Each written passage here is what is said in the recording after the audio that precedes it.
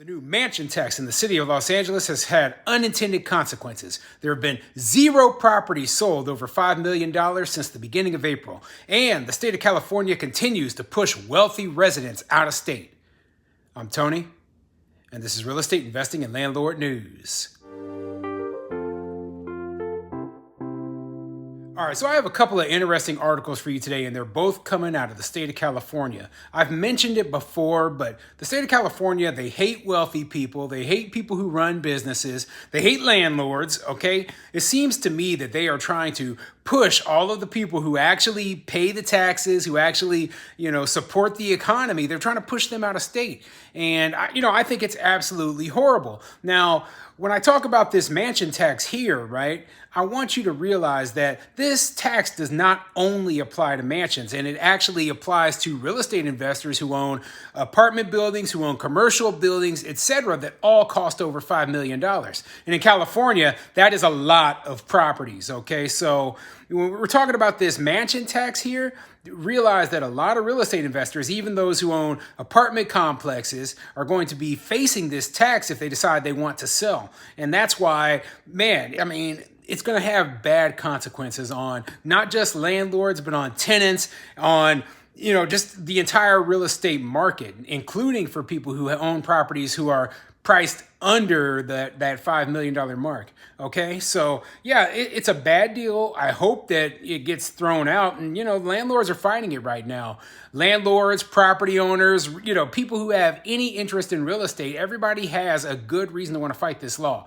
Now, they're like, oh, we're going to use this money to help pay, to create more affordable housing and house the homeless. And that's a bunch of garbage. They already had hundreds of millions, if not billions of dollars that they've sunken into failed programs that have not solved the problem. And the only thing they're going to try to do is throw more and more money at it. But really, it's going to get wound up in bureaucracy, because that's what happens when you throw money at the government. They wind it up in bureaucracy. Next thing you know, we're providing homeless people with $1 million homes or something stupid like that. That's the kind of nonsense that we see whenever we throw a whole bunch of money at the government and they don't know what to do with it. So before I get into the article, go ahead, hit the like, subscribe button, maybe leave a comment down below and let me know what you think. Do you believe the state of California is trying to drive out wealthy people? I do, okay? I think they're trying to drive them out of state.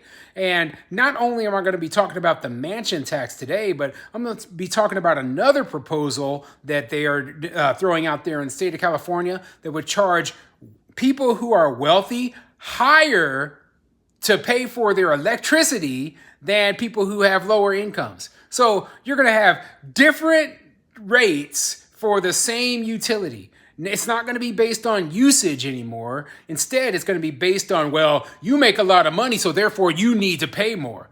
This is how ridiculous they are out there. Like I said, they are pushing for the most ridiculous socialist programs that I've ever heard of in this country. And it's going to fail. It's going to do something. There's going to be unintended consequences where you see an even larger exodus of people with money. They're going to say, hey, we're getting out of here. We're going to move somewhere where we're treated better and we're not just, made the scapegoat for all the failings of your system. So anyway, let's get into this first article. Okay, this article is coming from CoStar.com, and it says, spending more than $5 million on property in Los Angeles, some real estate analysts say to wait. And the reason they're saying to wait is because there are lawsuits pending that could possibly have this thing thrown out. There's also going to be possibly a ballot proposal where people will be able to vote on whether they want to keep this law in place or not. So let's read this article. Right now, the best real estate deal in the city of Los Angeles may be not be doing one at all.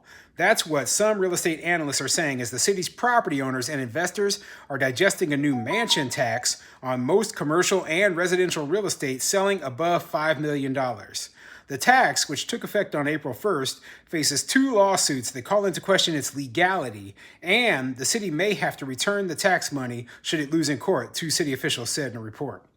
Meanwhile, the mansion tax and other similar taxes statewide may get the boot if a statewide ballot initiative passes in November 2024. The act, called the Taxpayer Protection and Government Accountability Act, would end the mansion tax in Los Angeles and others like it if it passed. I don't think that there's a chance that the ballot initiative is going to pass. So the best chance, in my opinion, is going with the courts. Now, people are, like the voters in general, they are not going to be able to understand all the workings of this and understand that, hey, this tax is not just hitting the super wealthy people, but it's going to be hitting everybody who lives in an apartment. It's going to be hitting all the businesses who are living in who are operating in strip malls, who are operating in any commercial building, okay, that is over $5 million. And that is a large number of buildings. I mean, every strip mall, even there's a ton of strip malls and apartment complexes here in Omaha that are over $5 million. So just imagine in Los Angeles where prices are so much higher that this could cover even very, very small properties. And when the transfer tax is that high, that means that the expenses, that expense is going to have to be added elsewhere in order to cover it, right? So what's going to happen? You're going to start seeing fewer transactions being made. So landlords and property owners who before would have sold their properties are going to be like, no, I'm not selling it now. Okay, I have to pay that 5.5% tax and it's too much. It's going to take away basically all the profit that I would have made. So I'm not going to sell it. Instead, they might do a refinance or they might rent their property out and keep it longer term until they're able to finally make up for that loss, right? So what you'll see is fewer transactions being made. So their estimates of how much money that this tax was going to raise, they're off. They're 100% off because they didn't think that, oh, well, anything was going to change with the way people were operating. They just thought to themselves, oh, well, they're just going to keep doing things exactly the same and then just pay this tax on top of that. Well, that is too optimistic of a view, and they don't understand human psychology. Much is riding on the tax. Property values and sales may be depressed in the city of Los Angeles should the tax remain, according to one study by Jerry Nicholsberg, an adjunct professor of economics at UCLA. Meanwhile, the tax may generate hundreds of millions of dollars a year to build housing and fund initiatives to combat homelessness in America's second biggest city. Yeah, rob from the rich, give to the poor, right? They're trying to be freaking Robin Hood here. They go, oh, well, these rich actors and athletes, etc., who live there, we're going to take their money away from them and give it to these poor homeless people who are struggling. And, my problem is, though, right, these programs don't work when the wealthy people are wealthy enough to go live elsewhere, okay? They don't have to live in the city of Los Angeles. And I've read so many examples recently, right before this tax was implemented, all through the month of March, of all these wealthy people who were selling their properties before the deadline, before the tax began on April 1st, and moving elsewhere outside of LA, be it in a different city within the same county or a different place within the state, or even going even further to a different state. Because if you're worth $100 million and you've got yourself a $5 million mansion in Los Angeles, why would you want to be subject to that tax when you could move over to Nevada and not have that tax? You can move over to Arizona, go to, Scottsdale or Phoenix area, Paradise Valley, get yourself a beautiful mansion and not be subject to that tax. You could go to Florida, not be subject to that tax. Also not be subject to the income tax, the state income tax. And, so a lot of people, they take these things into consideration, especially the super wealthy people who they were trying to target with this. And who is left to pay the tax? Well, the property owners who own the strip mall down the street where your local grocery store is located. So they pass that cost on to the grocery store in terms of how much their lease is. And guess what the grocery store does? They're like, hey, our monthly lease costs X, so all the price of our groceries have gone up, right? And they wonder why the cost of living in a place like Los Angeles is so high. It's because of these ridiculous government regulations and, their hatred of the rich. So they sit there, they try all this to punish the rich, and the rich just leave. They're just like, you know what, I'm not doing it. I'm not putting up with this garbage. But that isn't the only thing that they're doing in California to punish the rich. And that's where we get into this second article. And it's quite an interesting one as well, right? Now, this article is coming from abc7.com, and it says, California utility companies propose charging customers based on how much money they make. Yeah, so the utility companies, rather than saying, hey, we want to charge utilities based on how much you use, you use X amount of power or X amount of water, and, it's the same rate for everybody. They're like, well, this guy's rich, so therefore we can charge him more than we could charge this person over here. Well, that is a recipe for disaster. And by the way that their proposal goes, it isn't hitting just the rich. It's hitting people who would be considered upper middle class, even in California. So let's get into this article. 3 major utility companies in California are looking to restructure customer billing. And part of that means customers could be charged based on how much money they make. Southern California Edison, Pacific Gas and Electric, and San Diego Gas and Electric filed a joint proposal this week for a flat rate charge based on income. The plan would break monthly bills in 2 parts: the fixed income rate plus a reduced usage charge based on consumption. Now, this is ridiculous, okay?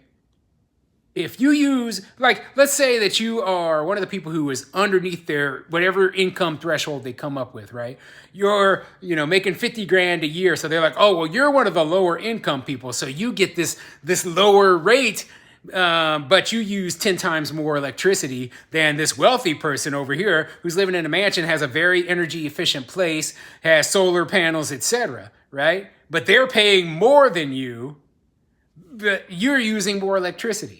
Could you, that in just simple fairness, this is unfair. It's wrong and it's stupid, okay? So yeah, I'm 100% against it. And like I said, the only thing they seem to be doing in California is attempting to drive well-to-do people out of state.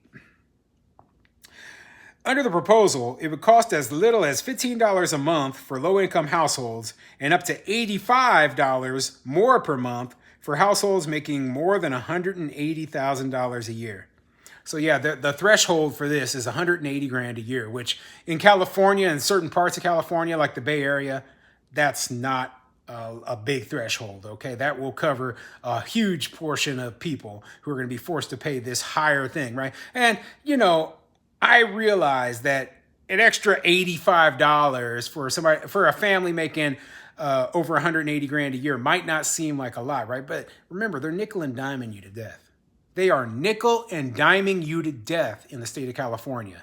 You got the state income tax, you got the property taxes, you got all these taxes, all these fees, the super high sales tax, and then they throw yet another one on top of it. And how long before they add another one and another one and another one? And then you look up one day and you're like, hey, I could literally spend a half of what I'm spending now if I just move to the next state over. And a lot of people are going to do that.